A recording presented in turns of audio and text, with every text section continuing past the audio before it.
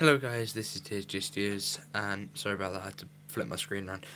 But Merry Christmas, first thing, and Doctor Who, the final episode of Peter Capaldi has finally came out, and today we're actually going to review it, and it may be late, however, and I've just watched it, however, it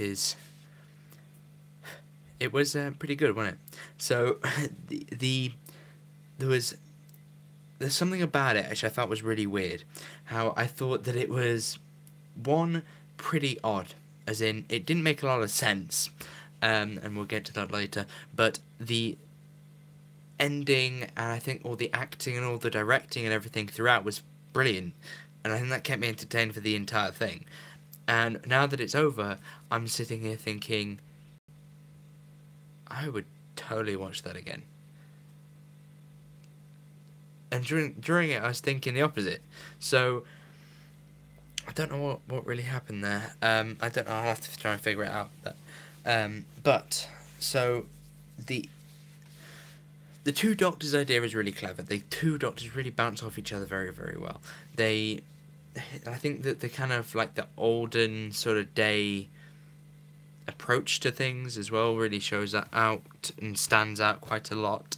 The sexist stuff, which we'll go on to later, and the sunglasses, and all this you sort of mentions throughout, and sort of callbacks to how that wouldn't have been done many, when the first Doctor was around, even though he's a time traveler. But the sexist stuff. So this is something that I thought was okay once, and I'll just let it slide. However, a few times, getting a bit irritated. I think that it's like, oh, we get it, yeah, sexism. We get it. We don't need to have it shoved down our throats. But we don't have to put any more of that. So, also there's the bit when he pulls out the brandy out of the TARDIS, and I would also complain about that. However, I think I've seen that before, so I will let it slide.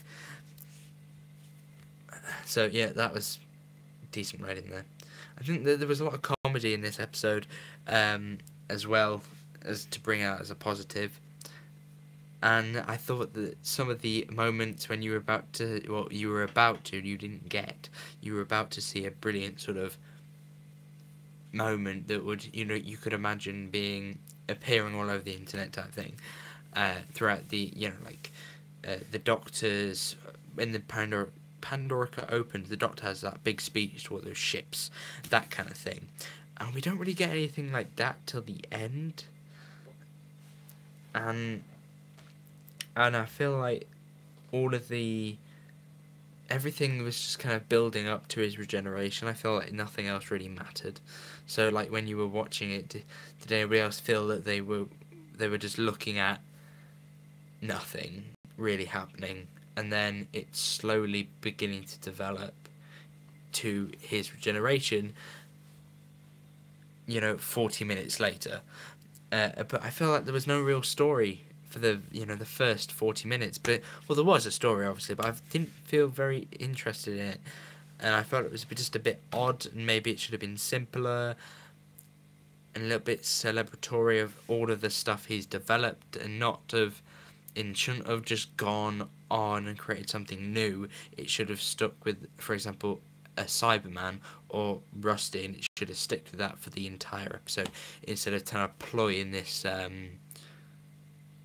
the water sort of people type thing.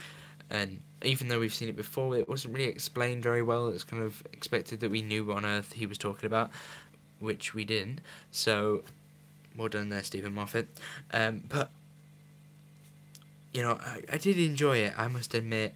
Even though it didn't make sense, I did actually like it, and I think that is just down to the sheer effort that went in, and the passion from Peter Capaldi as he plays his role, especially. I am quite sad to see the regeneration of Capaldi. It was only like just now when I walked in and I went, Capaldi's no longer the Doctor, is he? Yikes. He's not going to appear again. And I was quite put back with that, and I was going, huh. I think that during the episode they were trying to get these sort of emotions going with Nardole and Bill, and I'll admit it was like, oh, that's sweet, and then Nardole says cuddles, and that ruined it. Any sense of, it was like, if you found it funny, fair dues, but I didn't find it funny. I just found it kind of. All right, thanks, Nardole, for ruining that moment, but I think that he should have kept it quite serious. That last bit, but whatever, I don't care. The whole Bill thing is a little bit. I feel like I'm a little bit fed up with it. The fact that she kind of trails around and there's no real conclusion to her character, any closure after the events of the Doctor Falls. I feel like we've just kind of gone. Yeah, that's it for Bill. Her story really ended with a world enough in time, and yeah, you just kind of have to live with that. But she's going to appear a few times to, yeah. But I think that the only problem with Bill is we didn't really care about her greatly, just simply because, well, we didn't, because we didn't have that connection to her like we did with all the other companions, because we have not seen her as much. Well, I think that the World War II sort of idea was really, really quite. World War One, sorry, idea was quite cool. I liked the little nod back to Lethbridge Stewart as well. That was clever, and not very predictable. So well done there. The football stuff, that was predictable. However, it would have. You couldn't have gone any other way with that. I think that was just a great thing to do, even though I feel like they should have been a little bit more. I think the only problem, and I'm really quite gutted that Peter Capaldi didn't get the send-off I really wanted him to.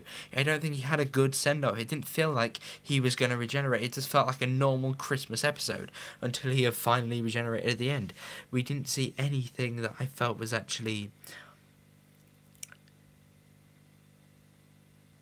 resonating, any love of this character or even any of previous writings. Clara appeared for a minute at the end, but I don't know. So I did actually enjoy this episode, by the way. As I've kind of mentioned multiple times, even though I'm complaining about it, I did enjoy it. However, I may need to reload another video later on in a few days that will have my full thoughts after watching it a few more times, and being able to sort of map my ideas a little bit, not just in my head and not just my thoughts towards it, but I think that I was just completely shocked by the ending. So I'm gonna have to put that all aside. So the ending was pretty amazing. I'm really looking forward to Chris Chibnall taking over. I think that the whole Doctor stranded on Earth without her TARDIS is going to be pretty interesting to see play out, at least for the first episode. I think that the way that the TARDIS ignites as well is very clever. I really like how that entire, as soon as their regeneration starts, it feels like it's been passed on.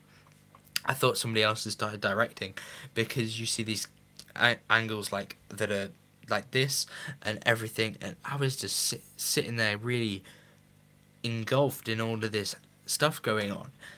And I think that the lines are brilliant. Is just the best lines you could possibly get. So I'm so looking forward to Doctor Who now.